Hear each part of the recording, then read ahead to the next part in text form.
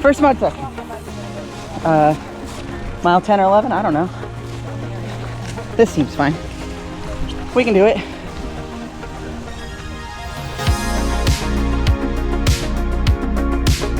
Turns out it wasn't fine and I couldn't actually do it.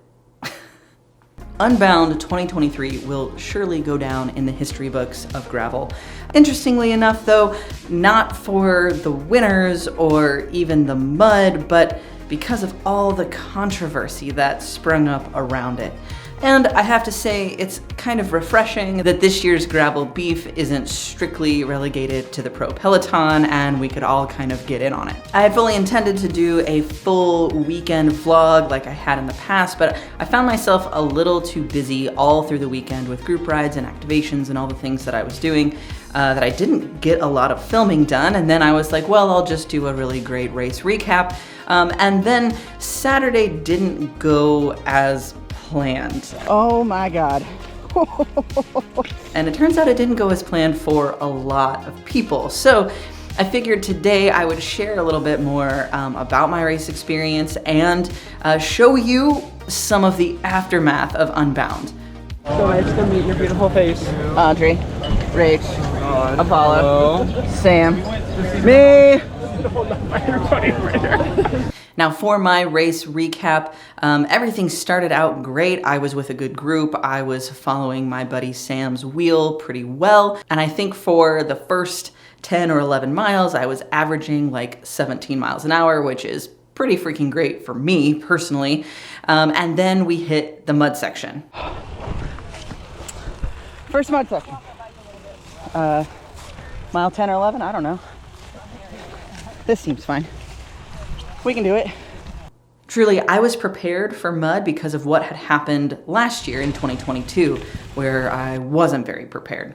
I had a great mud scraping stick thanks to CycleFix, and Keith up in Lawrence, Kansas got me a really cool stick. I'll show the clip here. Thanks, Keith.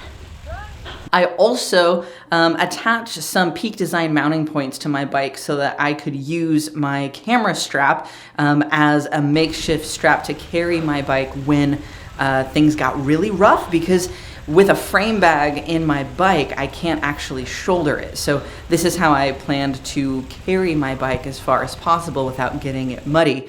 But that only lasted so long. While I thought I was prepared for the mud, I wasn't prepared for this much mud. I was able to ride small bits of it. I walked a lot of it. I carried my bike. I pushed my bike. I cleaned out the drivetrain and my tires and all of that. But it just really took a toll. Hiking a heavy bike for 3 miles is not a super fun day out on the bike. Still walking. Still walking. After about 3 miles, I was able to get my bike clear enough of the mud that I could get on and ride, but I couldn't clean out my shoes well enough without a lot of water to actually clip in. So I rode the next 20 miles unclipped, which was actually really challenging because the places where I would normally make up time and pick up speed on the descents, I couldn't, because I couldn't really let loose. One wrong bump and your feet can go flying off the pedals, and I was not interested in adding a crash onto an already stressful day. So I rode a lot more conservatively until I got to the first creek crossing, where I was able to rinse the bike off, get it a little more clear, clear out my shoes, and then splash around in the water a little bit to cool off and get moving again. Gotta clean my shoes off. I have been riding without being able to clip in for the last like 20 miles. Whew. I made it to the first water station and I grabbed one of the last few bottles of water before they ran out. So I was very grateful that I got there, but that 41 miles took me almost 5 hours, which is close to 2 hours slower than I had done it last year. By the time I hit the water station, I had drained my 2 bottles and had drank a lot of my hydration mix in my frame bag. And so that refuel point was really important because it was already getting super hot. The next section of riding coming out of the water stop is one of my favorite places to ride, maybe in the entire country. So I was having a total blast bombing down that descent on the other side of the water stop. But once we started climbing again and the sun came out in earnest, I realized that I probably wasn't gonna make it to the first time cutoff. If you think the wind is bad where you're at, Kansas has you beat. Yeah, that's just an upside down barn. And we're just out here riding.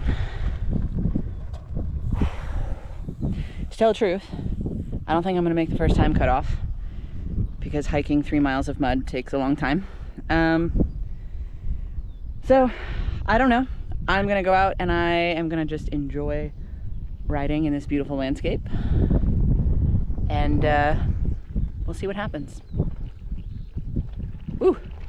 I definitely enjoyed the beautiful riding and all of the cow spotting. My cows.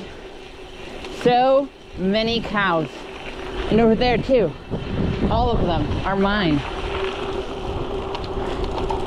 But as we got later into the afternoon and things started to really heat up, I noticed my knee was giving me some issues and I was starting to be concerned about having enough water to get to the checkpoint. After laying off a little bit because of my knee, I did the math and realized that I wasn't gonna make it to the checkpoint in time, and I decided to call it. Last year's knee injury really did a number on me, and I was essentially off the bike and unable to train and could barely even ride for almost 6 whole months, and I was not interested in doing that again this year, so I really listened to my body and I decided, hey, I can come back next year, I can try again. I don't wanna put myself in another challenging situation that is gonna take me a lot of time to recover from. So I called my parents, they came and picked me up right about mile 61, and we headed back into town. That's pretty much my race. Obviously that's not how I wanted my day to go, but it was really out of my control, and even though I'm disappointed, I feel pretty good about my decision. So let's get into why you are likely watching this video, and that is the Unbound Gravel beef. The big questions and controversy around this 3-mile section of mud so early in the race. There are lots of people who were really upset and saying, hey, this isn't gravel racing, this is a tough mudder, and there were the other sides that are like, oh, it's great, you should have kept it in, I'm glad you did, blah, blah, blah. And I've spent a lot of time thinking about it. That's one of the reasons why this video is coming out a couple weeks after Unbound, is I really wanted to sit on things. And I think that my point of view is maybe a little bit more nuanced. As a disclaimer, I didn't pay to go to Unbound. I have sponsors who take care of my travel and my bike stuff and registration and all of those sorts of things. And so I feel like it's really important to say that up front. Jewelbo, my eyewear sponsor, was kind enough to get me a registration. Giant paid for my travel. And so going to these events, while it still takes a lot of time and energy and time away from work and paying for house sitting and all these sorts of things, in the grand scheme of things, these events don't cost me much of anything at all. So that means that I know even if I didn't have a good year this year, it's very likely I'm gonna be able to go back to Unbound next year and give it another try. Not everyone is in that boat though, and I feel like that's really important to highlight. Unbound is not a cheap event, registration costing close to $300 for the 200-mile event, and that's just the registration. That's not the travel or the lodging or all the other bits and pieces that go into getting to a massive event like Unbound. When I think about these things and I think about the thousands of people who aren't pros and don't have sponsorships and are paying their hard-earned money to show up to an event like this, I really think that putting that large section of mud so early in the race was a bad call.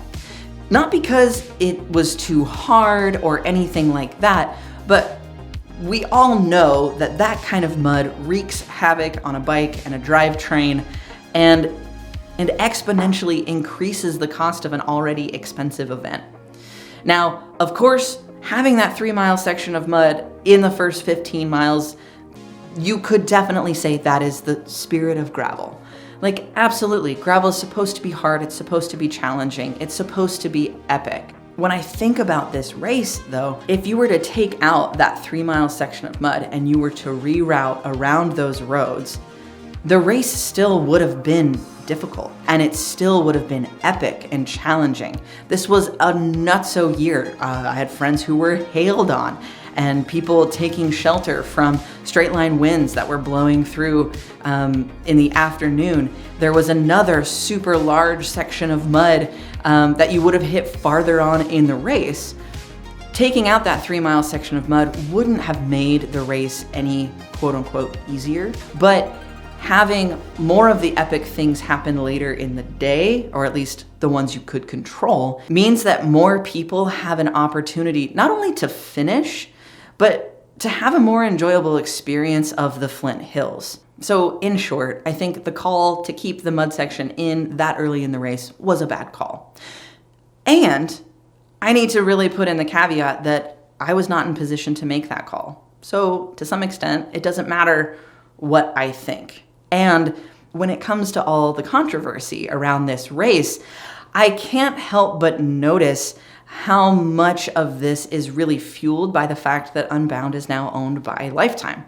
If this had happened at the Mid-South or Gravel Worlds or any of these other major events, people would have gone on to call it epic or maybe to be frustrated about it and really just chalk it up to the spirit of gravel.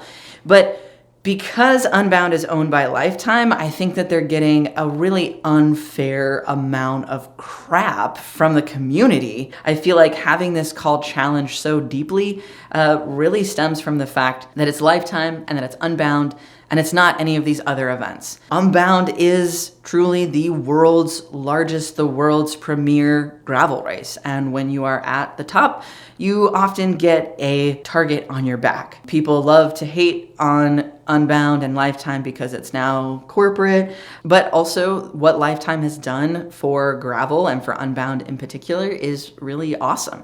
If you talk to people in the community in Emporia, they're excited about how Lifetime has been able to grow Unbound. I've been working with Lifetime and Unbound for a couple years now, and their commitment to making things accessible for more marginalized populations is huge.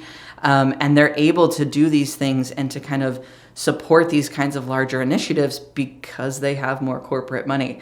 So all that being said, I was bummed. I wish that they would have made a different call so that I could have had a different day.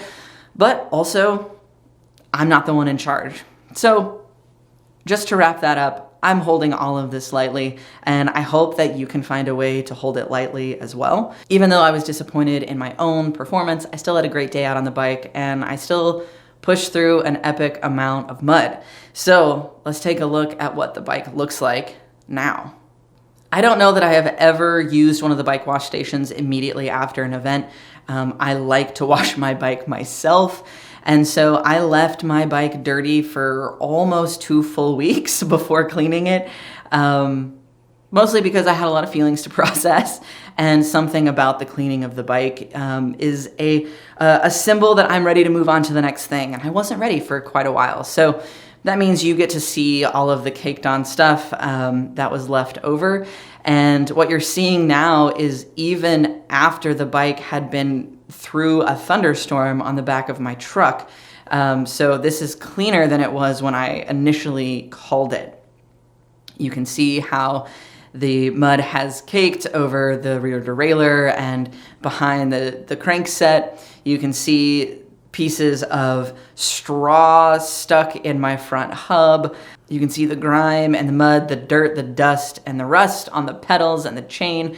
It took a lot of work cleaning this bike up, but it was a really cathartic experience to really scrub down the bike and clean the drivetrain super well after such a dramatic event, we'll call it. I'm gonna leave you with the rest of me washing this bike and getting it back to its former glory. If you were at Unbound, I'd love to know what you think about the event and what you thought about the call to keep the mud in. Let me know down in the comments. If you've enjoyed this video or anything that I'm doing, be sure to hit that like button and don't forget to subscribe so that you know when more videos are coming out. Hit that bell for notifications, and I will see y'all in the next one.